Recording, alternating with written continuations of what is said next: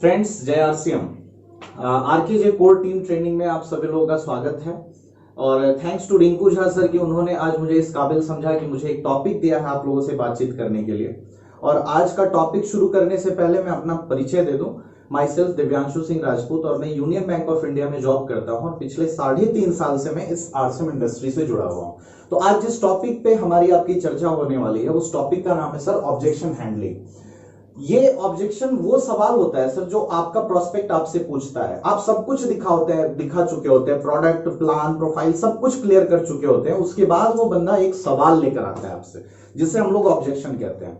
अगर वो सवाल को आप क्लियर कर देते हैं तो वो बंदा आपके साथ ज्वाइन करता है, अदरवाइज वो आपके साथ ज्वाइन नहीं करता। ज्यादातर नेटवर्कर्स इस तरह की गलतियां करते हैं कि हमें जैसे ही सामने वाला सवाल करता है हम तुरंत जवाब देना शुरू कर देते हैं और यहां से आर्ग्यूमेंट होना शुरू हो जाता है और वो व्यक्ति आपके साथ ज्वाइन नहीं करता। तो सबसे पहली चीज मैं कुछ टिप्स दूंगा आपको, जिसके ऊपर अगर आप काम करेंगे तो आप ऑब्जेक्शन हैंडलिंग में मास्टर हो जाएंगे सर।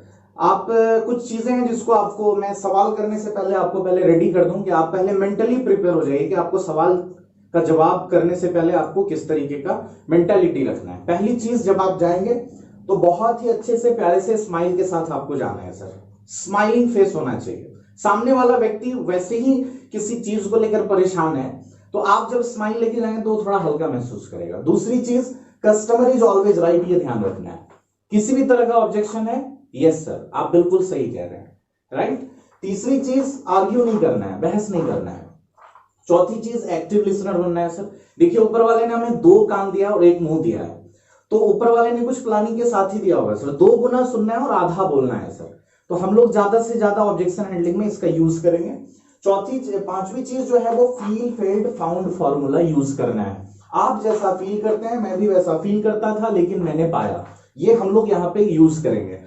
देखिए, वैसे तो ऑब्जेक्शन हैंडलिंग्स की मैं बात करूं तो कुल मिला जुला करके 8-10 तरीके के सवाल हैं, हम लोग उसके ऊपर चर्चा करेंगे और इसी को घुमा फिरा करके लोग अलग अलग तरीके से पूछ लेते हैं।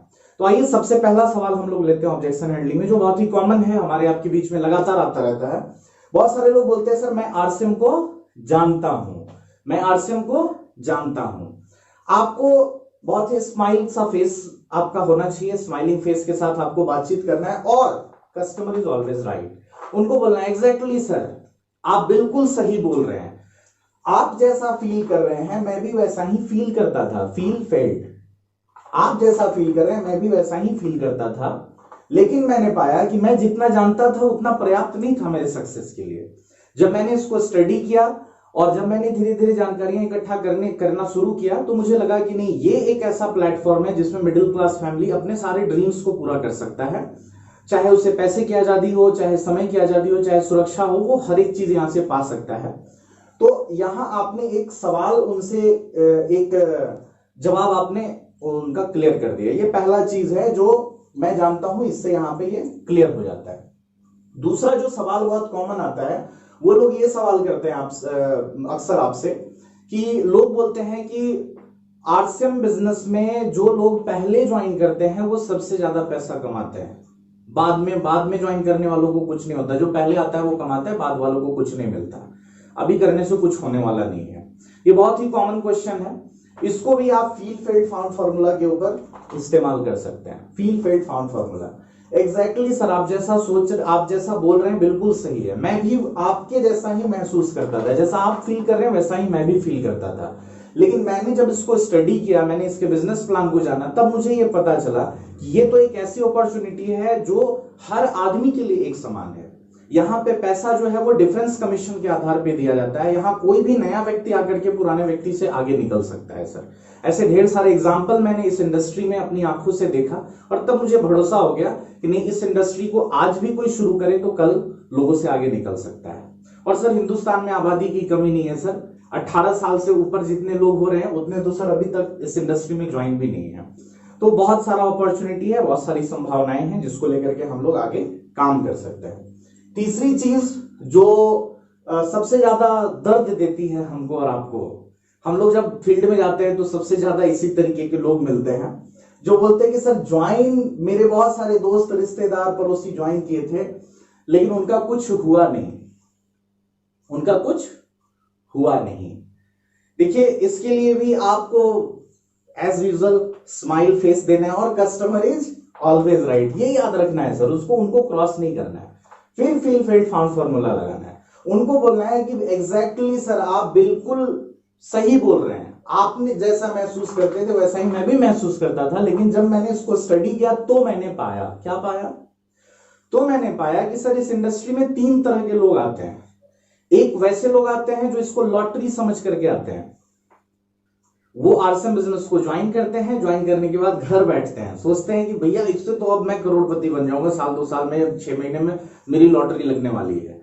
दूसरे वो लोग होते हैं जो इस इंडस्ट्री में आते तो हैं, सेमिनार में जाते हैं, सेमिनार बहुत अच्छे से देखते हैं, सेमिनार में सर क्या बताया जाता है, आरसीएम बिजनेस को क्यों करना चाहिए, और क्यों जानने से क्या कोई आदमी सफल हो सकता है क्या?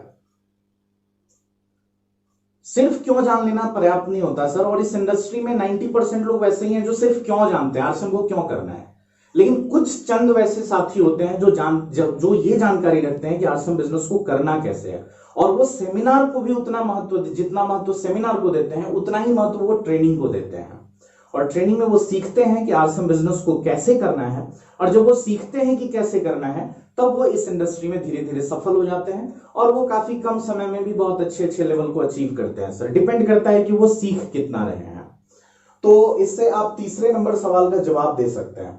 चौथा सवाल वो है सर कि जिनके पास काम नहीं है वो इस काम को करते हैं, उनको आपको फिर वही स्माइल फेस और कस्टमर इज ऑलवेज राइट, बिल्कुल सही बोल रहे हैं सर, आप जैसा सोचते हैं, आप जैसा महसूस करते हैं, मैं भी वैसा ही महसूस करता था।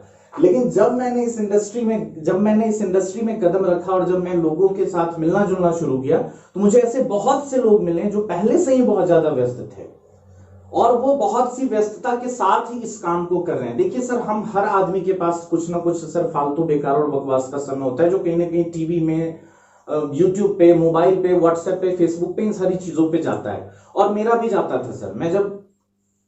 मैंने पहले ही अपना परिचय दिया है कि मैं बैंक से हूं, मैंने भी पार्ट टाइम इसको करना शुरू किया सर। मेरे पास भी जो भी फालतू बेकार और बकवास का समय था, हर आदमी के पास होता है सर, उस समय को हम बचा करके यहाँ अपने लिए एक बहुत बड़ा इंडस्ट्री खड़ा कर सकते हैं सर।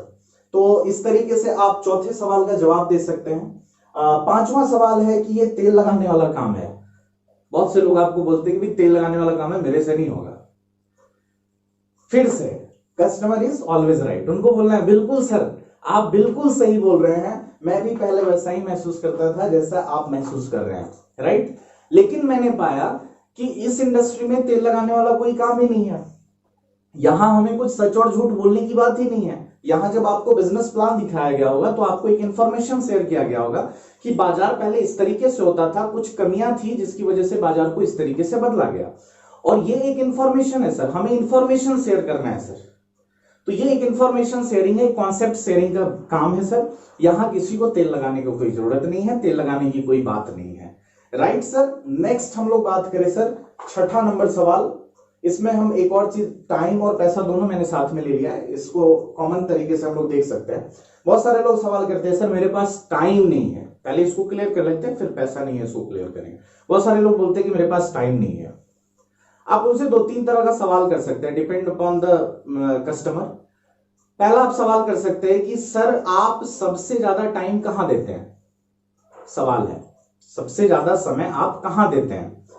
दूसरी चीज आप उनसे पूछ सकते हैं कि सर कैसा होगा अगर आपको दोबारा ये ना बोलना पड़े कि आई डोंट हैव टाइम, कि मेरे पास समय नहीं है, कैसा रहेगा। सामने वाले से पूछिए, बोलेगा अच्छा रहेगा, उसके बाद फिर बताइए। नेक्स्ट आप उनसे ये कर सकते हैं कि sir that is the reason आपको इस बिजनेस को करना चाहिए, यही वो कारण है जिस वजह से आपको इस बिजनेस को करना चाहिए। तो ये 3 तरीके से आप टाइम, कैसा टाइम नहीं है इसका जवाब दे सकते हैं, पैसा नहीं है इसके लिए भी एग्जैक्टली सर मैं भी यही फील किया करता था जैसा आप फील करते हैं।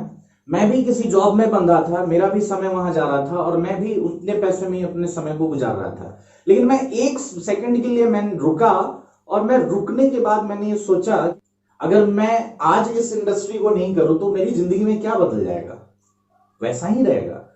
और सबसे मजे की बात तो सर ये है कि आरसीएम में तो पैसा लगाना भी नहीं होता। जब मैंने इस इंडस्ट्री को समझा तो मुझे लगा कि यार इससे बेहतरीन तो कुछ हो ही नहीं सकता, यहाँ तो पैसा भी नहीं लगाना है, जो सदियों से आप करते आ रहे वही काम आपको करना है, आपको प्रोडक्ट यूज करना है, यहाँ पैसे लगाने की कोई बात नहीं है, राइट सर। तो इससे आप लोगों को हल्का कर सकते हैं। नेक्स्ट जो ऑब्जेक्शन आता है आपके पास वो आता है कि सर प्रोडक्ट बहुत महंगा है और उसी का पैसा घुमा के हमें दिया जाता है। ये बहुत सारे लोगों के दिमाग में ये धारणाएं हैं, ये ऑब्जेक्शन है। तो आप उनको फिर कस्टमर इज ऑलवेज राइट, बिल्कुल सही सर। आप जैसा सोचते हैं मैं भी वैसा ही सोचता था, आप जैसा महसूस करते हैं मैं भी वैसा ही महसूस करता था। लेकिन जब मैंने स्टडी किया तो मैंने पाया कि ये प्रोडक्ट जिस रेट में जो क्वालिटी मिल रहा है उस रेट में ये बहुत ही शानदार प्रोडक्ट मिल रहा है और इससे सस्ता मार्केट में हो ही नहीं सकता। मैं तो इवन इतना दावा करता हूं आपसे कि इस रेट में, इस क्वालिटी में, इस रेट में प्रोडक्ट आपको मार्केट में नहीं मिलेगा। जब मैंने इसको स्टडी किया, जब मैंने इसको जाना, तब मैंने पाया कि भाई ये प्रोडक्ट महंगा नहीं है। और आपके पास प्रोडक्ट कंपैरिजन फाइल होना चाहिए सर, आप प्रोडक्ट कंपैरिजन फाइल के साथ उनको ये चीज क्लियर कर सकते हैं, राइट। नेक्स्ट जो क्वेश्चन आता है वो होता है कि क्वालिटी ठीक नहीं है। बहुत सारे लोग बोलते हैं कि सर क्वालिटी ठीक नहीं है, तो इसके ऊपर भी आप बात कर सकते हैं। एग्जैक्टली सर, आप बिल्कुल सही बोल रहे हैं, मुझे भी ऐसा ही महसूस होता था जैसा आपको महसूस हो रहा है। लेकिन मैंने कुछ समय जब इसके प्रोडक्ट को यूज किया तब मैंने पाया कि मेरे घर में बहुत सारे हेल्थ प्रॉब्लम्स ठीक होने लग गए, मुझे बहुत सारी चीजों में फायदा होना शुरू हुआ। उसके बाद मुझे भरोसा हो गया कि नहीं, इसकी क्वालिटी बहुत ही बढ़िया है, जिस रेट में इस तरह की क्वालिटी मिल रही है बहुत ही बढ़िया है सर। इसके बावजूद भी अगर सवाल होता है लोगों का, तो लोगों से एक सवाल और करिए सर कि अगर इस रेट में इस क्वालिटी का प्रोडक्ट आप मुझे लाकर दे दे तो बहुत अच्छी बात है, राइट। नेक्स्ट हम लोगों को बात करना है, जैसे बहुत से लोग बोलते हैं कि सर बेचने वाला काम मुझसे नहीं होगा, प्रोडक्ट बेचने वाला काम मुझसे नहीं होगा, राइट। देखिए सर, इस सवाल का जवाब मैं दो तरीके से देना चाहूंगा। सबसे पहले जो जनरली मैं लोगों को देता हूं मैं आप लोगों को क्लियर कर दूं। कस्टमर इज ऑलवेज राइट, मैंने आपको टिप्स दिया है, उसमें आप समझिए कि एग्जैक्टली सर आप बिल्कुल सही बोल रहे हैं, मुझे भी बेचना बिल्कुल पसंद नहीं है, मैं भी ऐसा ही महसूस करता था कि यहां पे बेचना होता है। लेकिन जब मैंने इस इंडस्ट्री को जाना और महसूस किया तब मुझे लगा कि यहां तो प्रोडक्ट बेचना नहीं होता, प्रोडक्ट सेल नहीं करना होता, प्रोडक्ट को शेयर करना होता है। और इसके लिए हम और आप प्रोडक्ट को लेकर जाते हैं लोगों के घर में, प्रोडक्ट डेमो के लिए प्रोडक्ट लेकर जाते हैं, नहीं कि प्रोडक्ट सेल करने के लिए जाते हैं, राइट सर। दूसरे तरीके से हम इसको इस तरीके से ले सकते हैं सर कि देखिए, प्रोडक्ट जहां तक बेचने की बात है सर, तो आज के डेट में सर बड़े बड़े सुपरस्टार प्रोडक्ट को बेच रहे हैं, वो प्रोडक्ट का डेमो दे रहे हैं, प्रोडक्ट बेच नहीं रहे हैं, प्रोडक्ट का एडवर्टाइजमेंट कर रहे हैं। तो हम लोग यहाँ पे प्रोमोटर हैं प्रोडक्ट के। नेक्स्ट और भी बहुत सारे क्वेश्चंस आते हैं आपके पास, बहुत सारा सवाल, बहुत सारी चीजें आपके पास आती है। देखिए, एक कॉमन सी चीज मैं आपको बता दूंगा जिससे आप किसी भी तरह के सवाल को वैनिश कर सकते हैं, हटा सकते हैं। उसमें कुछ टिप्स है, कुछ टेक्निक्स है जिसका हम लोग इस्तेमाल करेंगे। देखिए, कोई भी आदमी किसी चीज को अगर उठाता है तो वह हमारे शब्द के ऊपर है कि हम उसको ड्रैग करके हम जहां चाहे वहां ला सकते हैं। हमारा मकसद क्या है सर? हमारा मकसद है ज्वाइनिंग। हम चाह रहे हैं कि हमारे साथ वो ज्वाइन करे, और जब ज्वाइनिंग की बात आ रही है तो उससे हाँ बुलवाना है हमको, राइट। वो किसी भी तरह का सवाल करता है आपसे, चाहे XYZ, इसके बाद भी बहुत सारे सवाल कर सकते हैं लोग, बहुत सारे सवाल करता है। उनको बस एक चीज बोलिए कि सर अगर मैं आपके इस सवाल का जवाब दे दूं, आपको देना नहीं, दे दूं, तो आप कौन से प्रोडक्ट के साथ आरसीएम ज्वाइन करना चाहेंगे? आप ड्रैग करके उसको कहां ला रहे हैं? ज्वाइनिंग के ऊपर लेकर के आ रहे हैं। वो व्यक्ति ये सवाल उठा रहा है और आप उसको ड्रैग करके ज्वाइनिंग पे लेके आ रहे हैं। अगर सर मैं आपको ये साबित कर दूं कि आपके पास टाइम और पैसा, जो आप सवाल कर रहे हैं, अगर आपके पास टाइम और पैसा यहां नहीं लगता है और आपको यहां बहुत ज्यादा टाइम नहीं देना पड़ता, तो आप किस प्रोडक्ट के साथ ज्वाइन करना चाहेंगे? मतलब उसको ज्वाइनिंग के ऊपर लेकर गए। अब उसका ध्यान जो उसके सवालों पर था, उसके ऑब्जेक्शंस पर था, वो ध्यान हट करके उसके ज्वाइनिंग पर आ जाएगा। अच्छा, क्या क्या प्रोडक्ट है आपके पास? सर हमारे पास न्यूट्रिशन प्रोडक्ट है और FMCG ईटेबल्स आइटम है, आप कौन सा किससे करना चाहेंगे? अब वो कहेगा ईटेबल्स और FMCG। एग्जैक्टली सर, 90% लोग इसी के द्वारा ज्वाइन करते हैं। अब वो ज्वाइनिंग के ऊपर बात आ गई, तो आपको ये ड्रैग करना भी सीखना पड़ेगा, इसमें मास्टरी होना पड़ेगा आपको।